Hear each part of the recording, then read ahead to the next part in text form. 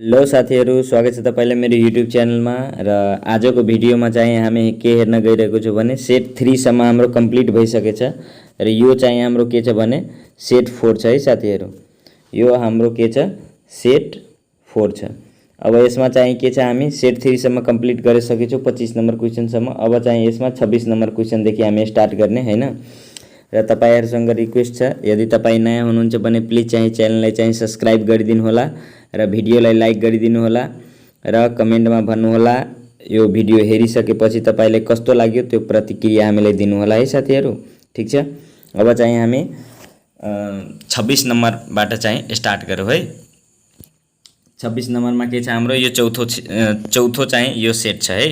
Super elevation is provided in curve road हैन। Super elevation के भनिरहेछ provided भइरहेछ केमा कर्भ रोडमा। अब ए को छ counteract the effect of oscillation को लागि भएको छ या counteract the effect of centrifugal force को लागि भएको छ या counteract the effect of shear force को लागि भएको छ या counteract the effect of gravitational force को लागि भएको छ। अब हेर्नु यहाँ super elevation is provided in curve road भनेछ त यसको चाहिँ बेस्ट आन्सर हाम्रो के हुन्छ counteract the effect of centrifugal force. अब हेर्नु यहाँ म चाहिँ एउटा सानो फिगर बनाएको छु, यही फिगर। यदि रोडमा तपाईं जाँदै हुनुहुन्छ भने के हुन्छ भने यो तपाईको गाडी छ है, यो तपाईको गाडी छ। अब सुपर एलिभेसन दिने भनेको यो साइड हो हैन। सुपर एलिभेसन के हुन्छ यो चाहिँ हाम्रो रोड यो चाहिँ बिचतिर हो र यो चाहिँ साइडतिर कुनै एउटा साइडतिर यतातिर या यतातिर के गर्छ अलिकता चाहिँ के गरिरहन्छ, अलिकता चाहिँ के हुन्छ यसमा बढी चाहिँ यसको लेभल चाहिँ माथि गरिदिन्छ है साथीहरु। अब त्यो चाहिँ केमा भर पर्छ, जस्तै कि हिल रोड छ त्यसमा 10% सुपर एलिभेसन दिइन्छ, यदि प्लेन र रोलिङ छ भने 7% दिइन्छ। त त्यसमा कुन रोड छ त्यो हेरेर चाहिँ कति % दिने हो भने डिसाइड गरिन्छ। तर यसमा चाहिँ के छ भने counteract the effect of centrifugal force को कन्ट्र्याक्ट गर्नको लागि चाहिँ के दिएछ भने यसमा सुपर एलिभेसन प्रोभाइड गर्छ कर्भ रोडमा। अब सेन्ट्रिफ्युगल र सेन्ट्रिपिटल दुईवटा हुन्छ है साथीहरु, ध्यान राख्नु होला। अब यहाँ चाहिँ एउटा सेन्ट्रिफ्युगल छ, यसमा तपाईले क्वेशन घुमाएर सेन्ट्रिपिटल पनि हाल्दिनु। सेन्ट्रिपिटल भनेको के हो मुभिङ टुवर्ड टु सेन्टर, सेन्टरतिर, र यसमा मुभिङ अवे फ्रम सेन्टर हुन्छ सेन्ट्रिफ्युगल को केसमा। यो हाम्रो बी को आन्सर भयो साथीहरु। अब चाहिँ हामी 27 नम्बरको हेरौँ। The stopping sight distance required in a down slope of road. यसले भनेछ कि एसएसडी जुन हाम्रो हुन्छ स्टपिङ साइड डिस्टेन्स त्यो रिक्वायर हुन्छ down slope of a road is के हुन्छ त्यसको ए को चाहिँ same as horizontal road, B को less than that in horizontal road, C को छ more than that in horizontal road र डी को छ नन अफ द एबोव। त हाम्रो 27 नम्बरको जो बेस्ट आन्सर हुन्छ त्यो चाहिँ के छ भने करेक्ट आन्सर सी को छ more than that in horizontal road. Stopping sight डिस्टेन्समा जुन डाउन स्लोप रिक्वायर हुन्छ त्यसको कन्डिसनमा के हुन्छ भने more than that of the horizontal road हुन्छ। बुझ्नुभयो। अब चाहिँ 28 नम्बरको हेरौँ। 28 नम्बरमा के छ भने जुन हाम्रो सीबीआर टेस्ट छ त्यो चाहिँ के को लागि गरिन्छ हैन, त्यो चाहिँ सोधिरहेछ। California bearing ratio test is carried out for के त्यो चाहिँ evaluating the shearing strength of soil sample को लागि हुन्छ या evaluating the stability of soil subgrade को लागि, evaluating the water content of the subgrade या evaluating the compressive strength of the soil sample. त 28 नम्बर को करेक्ट आन्सर भनेको हाम्रो बी को हो evaluating the stability of soil subgrade. बुझ्नुभयो। त सीबीआर को टेस्ट को काम के हो सोइल सबग्रेड इभ्यालुएटिङ गर्ने काम छ। ठीक छ। अब 29 को अब हामी हेरौँ। The value added tax, value added tax भनेको के हो हाम्रो भ्याट हो। Added in estimate is equal to त्यो चाहिँ कति % एड गरिन्छ हैन, त्यो चाहिँ सोधिरहेछ। Value added tax added in estimate is equal to त्यो चाहिँ हाम्रो के हुन्छ 13% छ या 10 छ या 12 छ या 11 छ, त्यसको चाहिँ के हुन्छ हाम्रो करेक्ट आन्सर भनेको 13% हो। भ्याट जहिले पनि के हुन्छ 13% हुन्छ। याद राख्नुपर्ने कुरा छ, याद राख्नु होला। 13 नम्बरमा के छ भने पर्फर्मेन्स सेक्युरिटी इज नेसेसरी। जुन हाम्रो पर्फर्मेन्स सेक्युरिटी हुन्छ त्यो चाहिँ जरुरी हुन्छ कुन अवस्थामा after construct agreement to the successful bidder या before bid operation to all the bidder या सी को छ during bid operating to all bidders र डी को छ के before contract agreement to the successful bidder. अब 30 को करेक्ट आन्सर भनेको के हो भने before contract agreement to the successful bidder. बुझ्नुभयो। पर्फर्मेन्स सेक्युरिटी जुन हुन्छ त्यो जरुरी कहिले हुन्छ बिफोर, पहिला नै contract agreement to the successful bidder को लागि। ठीक छ। अब 31 को अब हामीहरु के छ the total cost of painting in inner curve surface of a cylindrical tank having radius यति दिएछ आर बराबर एन्ड द हाइट इज यति एन्ड द रेट इज यति हैन। त अब यो सिम्पल छ, रेट पर मिटर स्क्वायर यो दिएछ, यहाँ चाहिँ हाइट पनि दिइदिएछ। त यसमा के फर्मुला लाग्छ भने जब जुन यो कर्व सर्फेस छ र सिलिन्ड्रिकल ट्याङ्क छ, सिलिन्ड्रिकल ट्याङ्कको अवस्थामा के हुन्छ 2 पाई आर एच, जुनमा कि 2 2 छ र पाईको मान के हुन्छ हाम्रो 3.14 र आर को भ्यालु कति हुन्छ, आर यहाँ तपाईलाई 3.5 छ रेडियस र एच कति छ, एच हाम्रो कति छ 10 छ र त्यसमा पनि के छ भने कति 10 मिटर त छँदैछ र त्यसपछि रेट कति छ 10 छ।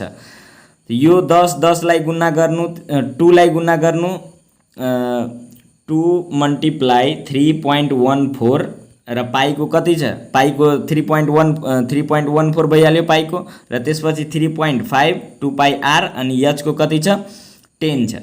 अब अनि रेट कति छ 10 छ, यति मल्टिप्लाई गर्नुभयो भने ठ्याक्कै चाहिँ कति आइहाल्छ 2200, 2200 मा 1 2 रुपैयाँ घटिहाल्छ 2200 आइहाल्छ। ठिक छ साथीहरु, 2198 रुपैयाँ आउँछ। ठिक छ, त्यो तपाई गरिलिनु, सिम्पल क्वेशन छ, कुनै ठुलो क्वेशन छैन। अब चाहिँ 32 नम्बरको अब हामी हेरौँ। The area for parking aircraft and loading and unloading of passenger is, जुन एरिया फर पार्किङ जुन एयरपोर्ट चाहिँ एयरप्लेन चाहिँ पार्क हुन्छ र लोडिङ अनलोडिङ र पेसेन्जरहरूको जुन गर्ने ठाउँ हुन्छ त्यसलाई चाहिँ के भनिन्छ त्यो सोधिरहेको छ। के त्यसलाई एप्रोन भन्छ या ट्याक्सीवे भन्छ या रनवे भन्छ या कुनै पनि भन्दैन, त यसलाई के भन्छ एप्रोन भन्छ।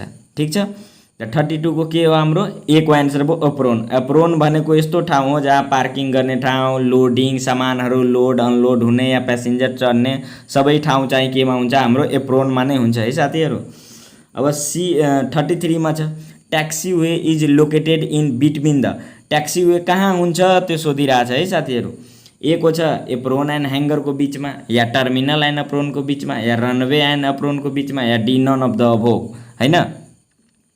तो यसको चाहिँ 33 को करेक्ट आन्सर भनेको सी हो, किनभने यता हाम्रो रनवे भयो र यता ट्याक्सीवे छ ट्याक्सीवे र त्यसपछि के आउँछ हाम्रो अप्रोन आउँछ जहाँ चाहिँ यहाँ चाहिँ मान्छे चढ्छ यहाँ बोर्डिङ हुने काम जुन जसलाई हामी भन्छौँ त त्यो चाहिँ यता हो। त यो बीचको जुन छ हाम्रो ट्याक्सीवे, बुझ्नुभयो। त 33 को के छ हाम्रो सी को आन्सर भयो रनवे एन्ड अप्रोन। ट्याक्सीवे कहाँ के को बीचमा हुन्छ रनवे र अप्रोनको बीचमा हुन्छ, between the runway and apron. अब 34 को हेरौँ। For safe working environment in the working site tool box talk is conducted, यदि safe working environment in the working site छ त्यसमा चाहिँ टुल बक्स टल्क के टुल बक्स टल्क भनेको के हुन्छ भने काम गर्नुभन्दा पहिला सबैजना अब बिहान आज अब बिहान काम गर्नु छ भने सबैजना आज भर दिन काम गर्नु छ दिनभरि भने बिहानमा सबै लेबरहरूलाई मिस्त्रीहरूलाई जति पनि जुन सुपरभाइजर इन्जिनियर हुन्छ सबैलाई बोलाएर जुन सेफ्टीका कुराहरू हुन्छ त्यो भन्ने चाहिँ के हो यो टुल बक्स टक हो। त त्यो चाहिँ 34 को फर्स्ट अप्सन के छ ड्युरिङ द वर्कमा भन्ने हो या at the end of 4 day work या before start the day work during lunch hour. यो चाहिँ के हो अब दिनभरिको काम गर्नु छ भने बिहानै चाहिँ सबैजनालाई बोलाएर हैन, त्यही भएर लेखेछ before the start of the day work, मतलब दिनको काम सुरु गर्नुभन्दा पहिला नै सबैजनाले बोलाएर टुल बक्स टल्क चाहिँ भन्ने गर्छ कि के छ के सेफ्टी मेजरहरू छ कसरी चाहिँ काम गर्ने त्योहरू कुरा हैन। त 34 को हाम्रो सी को भइहाल्यो। ठीक छ साथीहरू। अब 35 मा हेरौँ हामी an EPC contract means, EPC contract means मतलब के भयो ए को छ end of planning and construction, B को छ evaluation planning and construction, C को छ इन्जिनियरिङ प्लानिङ एन्ड कन्स्ट्रक्सन र डी को छ इन्जिनियरिङ प्रोक्युरमेन्ट एन्ड कन्स्ट्रक्सन हैन। 35 को बेस्ट आन्सर भनेको के हो हाम्रो डी को इन्जिनियरिङ प्रोक्युरमेन्ट एन्ड कन्स्ट्रक्सन। बुझ्नुभयो, ईपीसी को फुल फर्म छ इन्जिनियरिङ प्रोक्युरमेन्ट एन्ड कन्स्ट्रक्सन, याद राख्नु होला हैन। 35 सम्म हाम्रो क्वेसन भइहाल्यो। अब 36 मा अब हामी हेरौँ। अब यो एकदमै simple question, the main principle of surveying is to हैन। अब यो तपाईलाई थाहा होला यस्तो क्वेसन गल्ती त यो क्वेसन भन्दा सजिलो क्वेसन भनेको कुनै क्वेसन नै छैन। जुन सेटमा हेर्दा पनि यो चाहिँ एउटा सोधेकै हुन्छ। The main principle of surveying के हो working from smaller area to larger area हो या working from whole to part हो या working from larger to smaller area working from part to whole हो। अब हेर्नु होल टू पार्ट र पार्ट टू होलमा धेरै मान्छेहरू कन्फ्युजन, तर याद राख्नु होला जहिले पनि मेन प्रिन्सिपल जुन सर्भेइङको हो त्यो पुरै होलमा पहिला गर्छ र त्यसपछि पार्ट बाई पार्ट गर्छ। बुझ्नुभयो? डब्लु देखि लिएर पी सम्म, बुझ्नुभयो? होलमा त्यसपछि पार्टमा। ठीक छ। 26 नम्बरको बी अप्सन भयो। यो मेन प्रिन्सिपल अफ सर्भेइङ र त्यो डिटेल इस्टिमेट वाला त्यो दुवै क्वेशनहरु जुन इस्टिमेटिङको छ र सर्भेइङको छ 10-20 वटा यस्तो क्वेशन छ जो चाहिँ तपाई 10 वटा सेट पढ्नुभयो भने सबै सेटमा रिपिट भइरहन्छ। बुझ्नुभयो? मेन कम्पिटिसन भनेको तपाईको 10 वटा क्वेशनमा हो। 40 वटा क्वेशन त यस्तो हुन्छ जब तपाई यो क्वेशनहरु जति पनि जुन छ त्यो सोल्भ गरिलिनुहुन्छ, बुझिहाल्नुहुन्छ भने तपाईको 10 वटा क्वेशनको मेन कम्पिटिसन हुन्छ। त्योमा पनि 5 वटा जुन हाम्रो क्वेशन जो हुन्छ त्यो चाहिँ लो लेभलको नै हुन्छ, बढी हाई लेभलको हुँदैन। तर 5 वटा जुन हुन्छ त्यो चाहिँ एन्सरबाट क्वेशन बनाएको या घुमाएको खालको या नयाँ क्वेशन तपाईले भेट्नुहुन्छ। 5 वटा क्वेशनहरु त्यस्तो हुन्छ। तर मेन चाहिँ भनेको यो जुन जति पनि ओल्ड क्वेशन छ त्यो यदि राम्ररी तपाई तयारी गर्नुभयो भने तपाई मजाले चाहिँ ट्याकल गर्न सक्नुहुन्छ है साथीहरु। अब चाहिँ हामी 37 मा हेरौं। The main difference between theodolite and level. Theodolite र लेभल मेसिनमा त्यही अटो लेभलको कुरा गरिरहेछ। के डिफरेन्स छ, के फरक छ? एमा छ the power of theodolite is always greater than level. Level is cheaper than theodolite. Level can't measure horizontal angle but theodolite can measure horizontal angle. D मा छ in level the telescope can't be revolved in vertical plane about horizontal telescope. Main कुरा के हो? Level is cheaper हो, एकदमै ठीक कुरा हो। र theodolite level is cheaper than theodolite यो पनि ठीक कुरा हो। If the power of the theodolite is always greater than level यो पनि ठीक कुरा हो। तर मेन भनेको हाम्रो सर्वे सब्जेक्ट हो भने मेन त सर्वे हो कुरा आउँछ नि। त्यही भएर यसको अप्सन सी हुन्छ। Level can not measure horizontal angle but theodolite can measure horizontal angle. हामीलाई त जुन कुरा छ त्योसँग मतलब छ नि, सर्वेसँग छ नि। त्यही भएर हामी त्यो कुरामा फोकस दिने, यो महँगो छ या सस्तो छ त्यो कुरामा फोकस नदिने। बुझ्नुभयो नि? त यसको के भयो 37 को भने हाम्रो सी को एन्सर भयो। ठीक छ साथीहरु। अब हामी 38 मा हेरौं।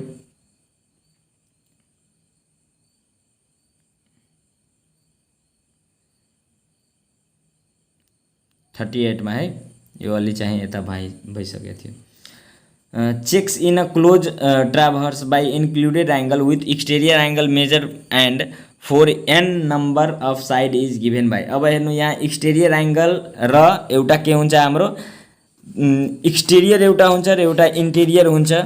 यो दुईवटा एंगल हुन्छ। अब एक्सटेरियर छ भने यसमा जहिले पनि के हुन्छ हाम्रो प्लस वाला हुन्छ, त्यो याद राख्नु होला। जस्तै कि 2n + 4 * 180 डिग्री छ, 2n - 4 * 90 डिग्री र n + 4/2 * 90 2n + 4 * 90 त यसको यो छ। जहिले पनि के हुन्छ यो π/2 चाहिँ मल्टिप्लाईमा हुन्छ, त्यो ध्यान राख्नु होला। र यो चाहिँ जहिले पनि 2n + 4 हुनुपर्छ एक्सटेरियरको अवस्थामा। यदि बाहिरीको अवस्थाको कुरा गरिरहेछ भने प्लस हुन्छ हैन, बाहिरको र भित्रको कुरा गरिरहेछ भने माइनस र बाहिरकोलाई प्लस। यसरी गरेर त्यहाँ चाहिँ इन्डिकेसन लेखिलिनुस्, याद राख्नुस्। भित्रकोलाई माइनस र बाहिरकोलाई प्लस। जब चाहिँ एक्सटेरियर आउँछ तब के गर्ने? प्लस गर्ने। जब चाहिँ इन्टेरियर आउँछ तब के गर्ने? माइनस गर्ने। बुझ्नुभयो साथीहरु? त्यो ध्यान राख्नुपर्ने कुरा छ, ध्यान राख्नु होला तपाईहरु। अब चाहिँ के छ हाम्रो 39 को हेरौं। 39 को के छ? The constant vertical distance between any two consecutive continued is equal। अब यो डाइरेक्टली चाहिँ डेफिनेसन दिइरहेको छ है, याद राख्नु होला। The constant vertical distance between any two consecutive continued is equal। अब 39 को आन्सर के हुन्छ?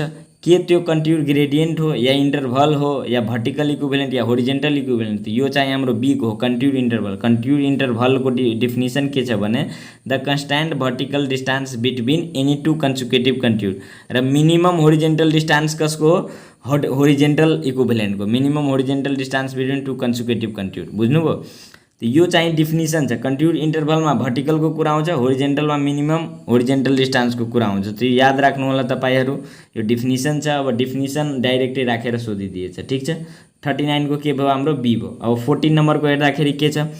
Elevation of benchmark is 2000 metre हैन। If the back side of the benchmark is 2, the fore side of the benchmark 3.5, if the elevation of the elevation कति हुन्छ यो त्यो सोधिरहेछ।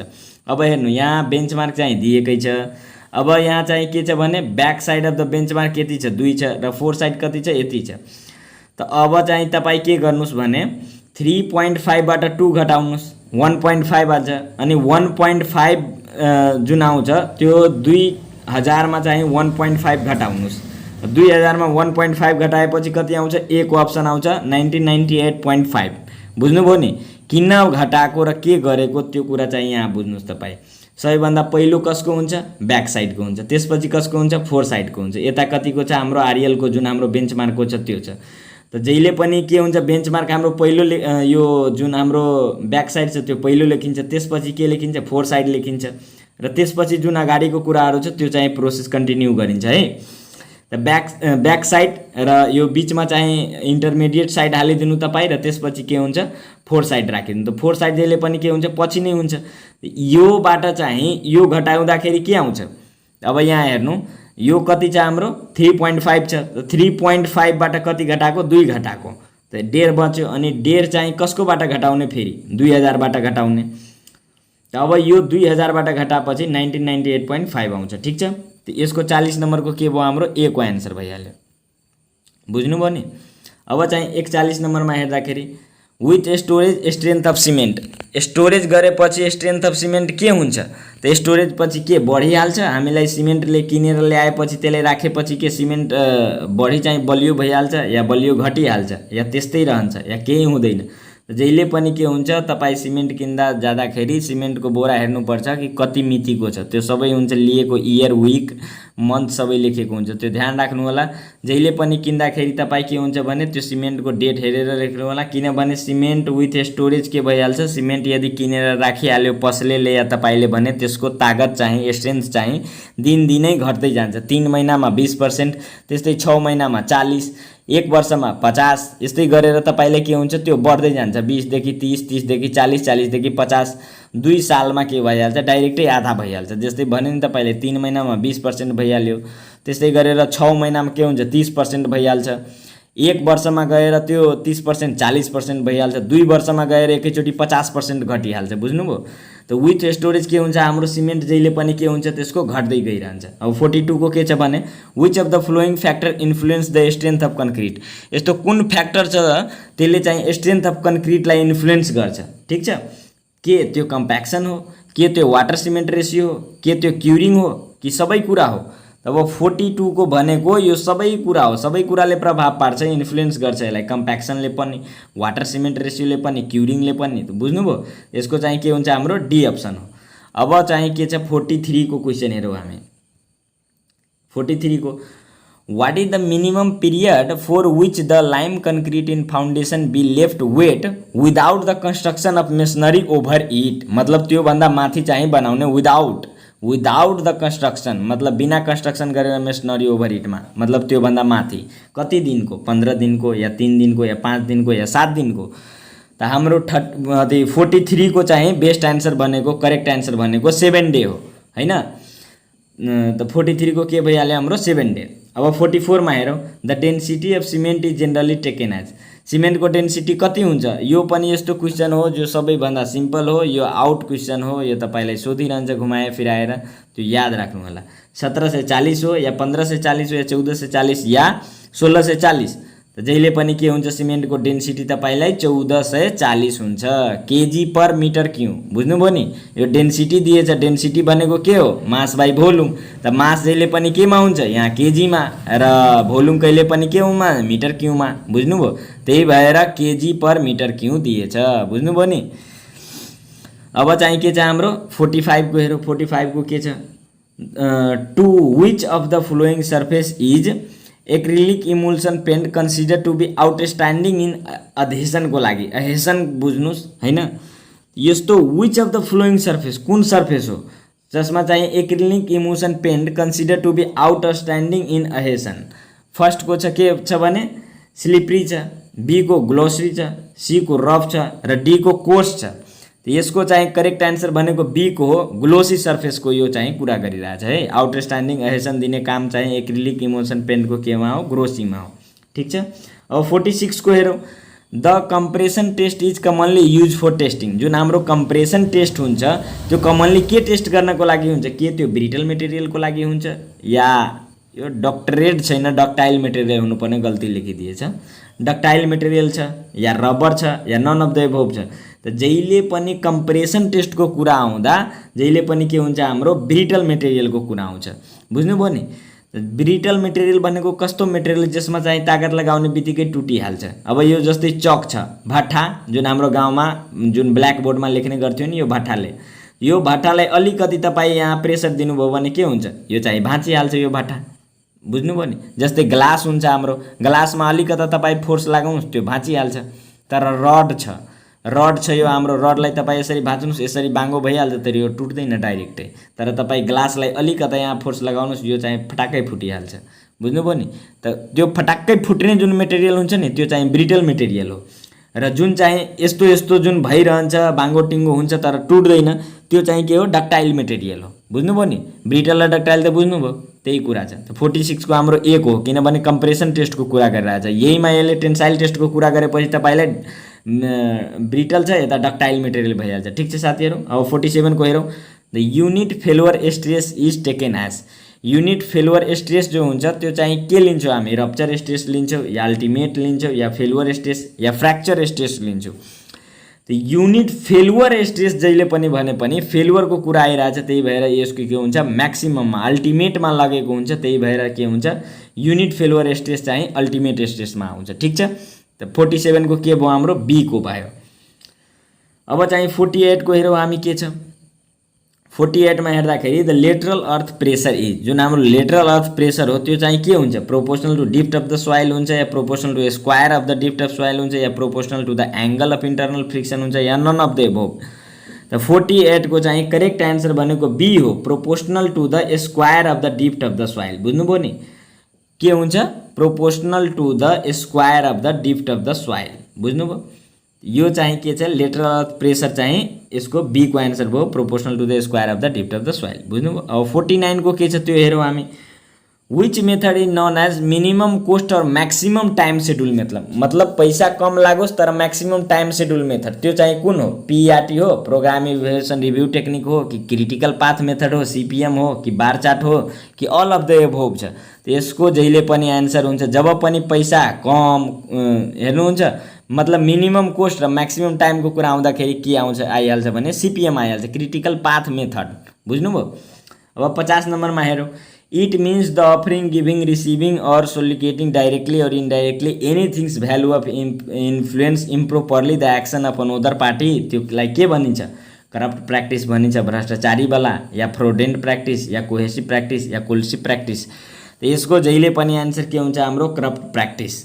किनभने अफरिङ मतलब तपाईलाई कसैले अफर गरिरहेछ कि सर लिनु न केही पैसा मेरो काम गरिदिनु। अफरिङ या गिभिङ, यदि तपाईले दिइरहनु भएको छ, या रिसिभिङ तपाईले प्राप्त गरिरहनु भएको छ। सोलिगेटिङ या डाइरेक्टली या इन्डाइरेक्टली, या तपाईलाई डाइरेक्टली हातमा दिइरहेछ या तपाईलाई ब्याङ्कमा ट्रान्सफर गरिदिइरहेछ। Anything's value of influence improperly the action of another party, कुनै अनदर पार्टीबाट त्यस्तो एक्सन भइरहेछ भने त्यो चाहिँ के भयो, हाम्रो करप्ट प्र्याक्टिस मतलब भ्रष्टाचारवाला काम हो। बुझ्नुभयो। त 50 को चाहिँ के भइहाल्यो, हाम्रो ए भइहाल्यो। ठिक छ साथीहरू।